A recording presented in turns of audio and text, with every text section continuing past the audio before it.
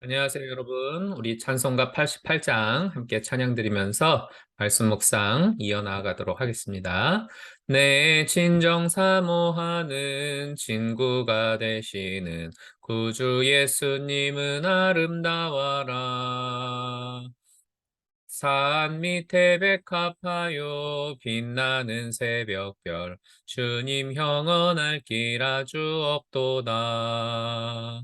내 맘이 아플 적에 큰 위로 되시며 나 외로울 때 좋은 친구라.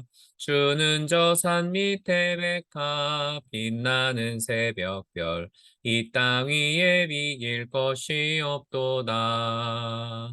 내 몸의 모든 염려 이 세상 고락간 나와 항상 같이 하여 주시고 시험을 당할 때에 악마의 계교를 즉시 물리치사 날 지키시네. 온 세상 날 버려도 주 예수 안 버려 끝까지 나를 돌아보시니 주는 저 산 밑에 백합 빛나는 새벽별 이 땅 위에 비길 것이 없도다. 내 맘을 다하여서 주님을 따르면 길이 길이 나를 사랑하리니 물불이 두렵지 않고 장검이 겁없네. 주는 높은 산성 내 방패시라. 내 영혼 먹이시는 그네 누리고 나 친히 주를 뵙기 원하네. 주는 저 산 밑에 백합 빛나는 새벽별 이 땅 위에 비길 것이 없도다. 아멘. 기도하겠습니다. 은혜로우신 하나님, 오늘도 하나님의 은혜를 사모하면서 말씀 앞으로 나아갑니다. 살아계신 하나님의 음성을 들을 수 있도록 주의 성령께서 역사하여 주시고 우리의 눈을 열어서 하나님의 놀라운 능력을 볼 수 있게 하여 주시기를 간절히 간구하며 소망합니다. 예수 그리스도의 이름으로 기도드리옵나이다. 아멘. 자, 오늘은 로마서의 마지막 부분이 되겠습니다. 12장부터 16장까지 우리가 오늘 읽을 분량이에요. 그 중에서 제가 로마서 15장 1절부터 7절까지를 준비해서 여러분들과 함께 은혜를 나누려고 합니다. 읽어드리도록 하겠습니다. 로마서 15장 1절에서 7절까지입니다. 우리 강한 자가 마땅히 연약한 자의 약점을 담당하고 자기를 기쁘게 하지 아니할 것이라. 우리 각 사람이 이웃을 기쁘게 하되 선을 이루고 덕을 세우도록 할지니라.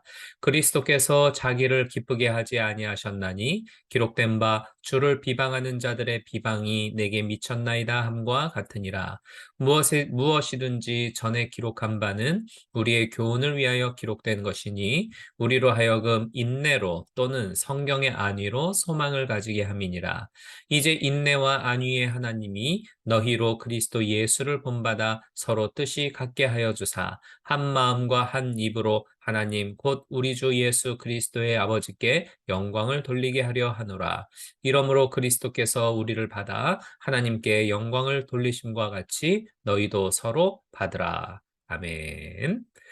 자, 오늘 1절을 보면 믿음이 강한 우리는 마땅히 믿음이 약한 자의 약점을 담당하고 자기를 기쁘게 하지 아니할 것이라 이렇게 말씀을 하고 있지요.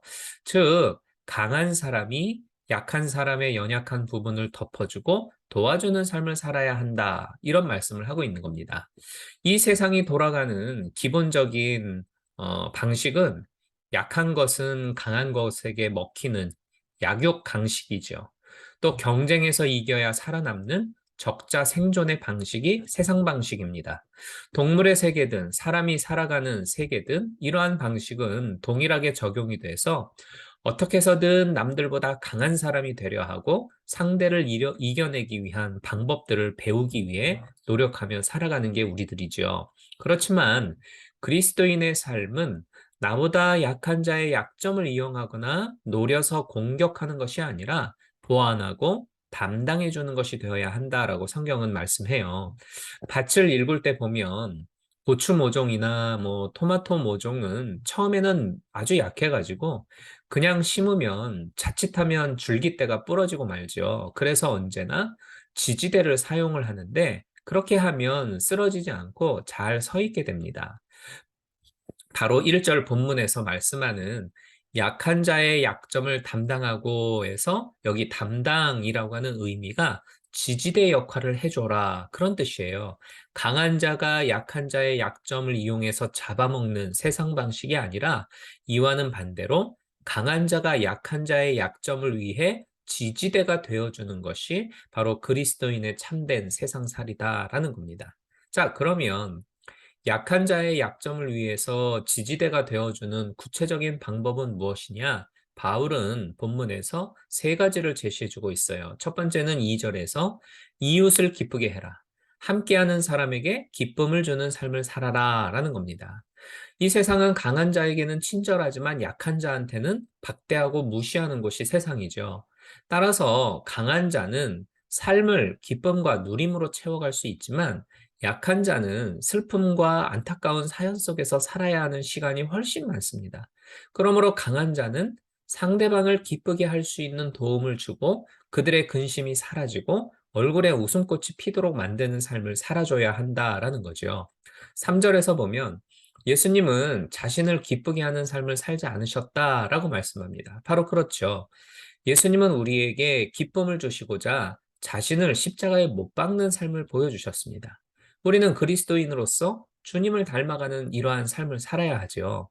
따라서 나조차고 다른 사람 가슴에 못 박는 일은 결코 있어서는 안 될 뿐만 아니라 이웃을 기쁘게 할 수 있는 일을 적극적으로 찾아서 행하는 우리들이 되어야 되겠습니다. 두 번째는 5절에서 서로 뜻이 같게 하여 주사라고 했듯이 상대의 뜻에 내가 맞추어 주는 것입니다. 가만 생각하면 아니 나와 상대가 어떻게 서로 뜻이 같을 수가 있겠어요. 그러니까 우리 각자는 생각하는 것도 다 다르고 판단하는 기준이나 가치관도 다르고 생활 방식이나 좋아하는 것 등등이 다 다른 것뿐들이지 서로가 뜻이 같아서 하나처럼 될 수는 결코 없습니다. 그런데 하나 같은 것이 있어요. 6절에서 한 마음과 한 입으로 하나님 곧 우리 주 예수 그리스도의 아버지께 영광을 돌리게 하려 하노라. 즉 예수 믿고 구원받은 것이 동일하고 그렇게 하나님의 백성이 되었다라는 게 우리 모두는 같은 점이고 공통점입니다. 그러므로 5절에서 인내의 하나님이듯이 강한 자는 인내의 하나님을 닮아서 약한 자의 뜻에 맞추어 주기 위해 인내하는 삶을 살아야 할 것을 성경은 가르치고 있어요. 만일 두 사람이 있는데 이제 서로 뜻이 다르다고 쳐보겠습니다. 그럼 서로 다른 뜻을 갖게 하려면 어떻게 해야 되겠습니까? 둘이 타협하여 하나로 만들거나 한 사람이 자기 뜻을 꺾으면 되는 겁니다. 그런데 여기에도 힘의 논리라는 것이 적용이 돼서 강한 자가 주도하여 자기 뜻이 관철되도록 타협안을 만들어가고 약한 자는 자기 뜻을 꺾고 강자한테 맞추어 주게 되어 있습니다. 이게 세상 논리잖아요. 그러나 성경은 강한 자가 약한 자의 뜻에 맞추어 주기 위해 인내하는 것이 그리스도인으로서의 삶이어야 한다라고 말씀을 하고 있다는 것이죠. 마지막 세 번째는 7절에서 너희도 서로 받으라 라고 하셨듯이 강한 자가 약한 자를 받아주는 것입니다. 영어 성경에 보면 accept라고 돼 있죠. 용납해줘라. 있는 그대로, 약한 그대로 받아줘라. 누가 받아줘요? 강한 자가 받아주는 것이 그리스도인의 삶이라고 말씀해요. 만군의 여호와 하나님께서는 약하디 약한 나를 받아주셨고 죄인인 나를 용납해 주셨어요. 그러므로 우리도 하나님의 모습을 닮아서 약한 자의 연약함을 받아주고 용납해 줄 알아야 합니다. 물론 이러한 삶을 우리 힘과 의지로만 해보겠다라고 하면 절대 할 수가 없습니다. 왜냐하면 죄인된 본성을 가지고 세상에 태어났기 때문에 약한 자의 약점을 이용해 먹는 게 자연스러운 거지 담당하며 사는 거는 사실 우리한테 잘 맞지 않아요. 그래서 바울은 13절에서 소망의 하나님이 모든 기쁨과 평강을 믿음 안에서 너희에게 충만케 하사 성령의 능력으로 소망이 넘치게 하시기를 원하노라. 이런 말씀하고 있는 것을 우리가 볼 수가 있어요. 13절 나중에 찾아보세요. 즉, 우리 힘으로는 절대 할 수 없다. 그렇지만 성령이 내 안에 충만하면 성령의 능력으로 약한 자의 약점을 담당해서 이웃을 기쁘게 하고 상대의 뜻에 내가 맞춰주고 약한 것을 받아주며 살아갈 수가 있다라는 겁니다.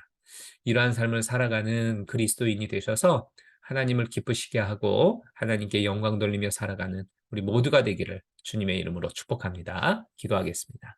하나님, 오늘 이 말씀처럼 우리가 참된 그리스도인의 삶을 살아가게 하시고 성령께서 우리의 삶 가운데 거하여 충만케 하사 하나님의 뜻대로 우리의 생각과 마음과 우리의 삶의 모든 행동들이 하나님의 뜻에 맞게 변화되어져 나아갈 수 있도록 도와주시옵소서. 예수 그리스도의 이름으로 간구하며 기도드리옵나이다. 아멘. 자, 오늘도 좋은 하루 되십시오. 내일 아침에 또 찾아뵙도록 할게요. 샬롬.